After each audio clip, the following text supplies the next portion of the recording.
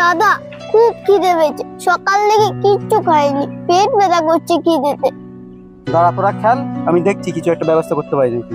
তোরা খেল, আমি আসবো, ঠিক আসবো। হ্যালো, হ্যাঁ কেন? না না বললাম তো। দাদা, হ্যাঁ আমি একটা অনাথ আশ্রম থেকে এসেছি।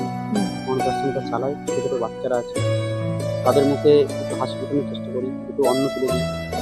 আপনি যা পারবেন, বাচ্চাদের মুখের দিয়ে একটু তাকিয়ে যা পারবেন, যা দেবেন তাই আমি হাত পেতে নেবো। ওদের একটু দুটো অন্ন তুলে দিতে হবে আমাকে। না না, সে তো ঠিক আছে, কিন্তু অনেকটা ভাওতাবাজি ব্যাপার থাকে তো। তা আপনার মুখের দিকে তাকিয়ে মনে হচ্ছে আপনি সত্যি হয়তো বলছেন। ঠিক আছে, অসুবিধা নেই, রাখুন। এটা রাখুন তাহলে। অসংখ্য ধন্যবাদ। ঠিক আছে, যান, ভালো কাজ করছেন, করুন, এইভাবেই করুন।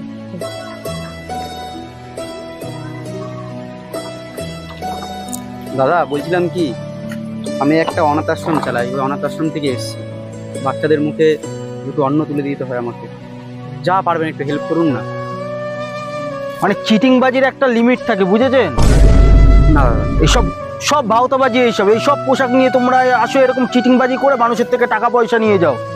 তোমাদের মতন লোকরে চিনতে আমার বাকি নেই কোনো, যত সব লোক কোথাকারে।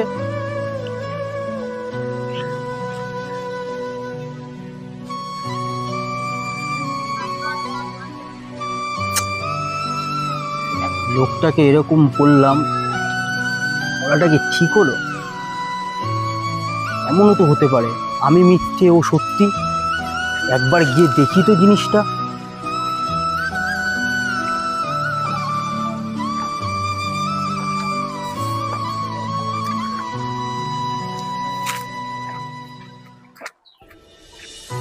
কি হয়েছে তোর?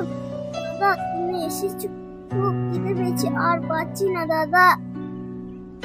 তোদের জন্য কিছু নিয়ে এসেছি, যা পেরেছি। আজকে এটা নিয়ে চালালে তোরা।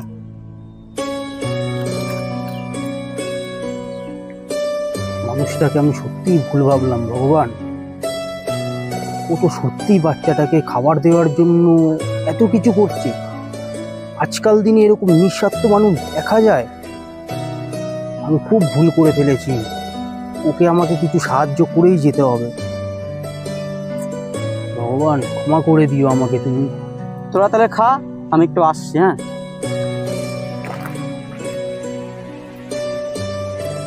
হে ভগবান, আমি কি দোষ করেছিলাম?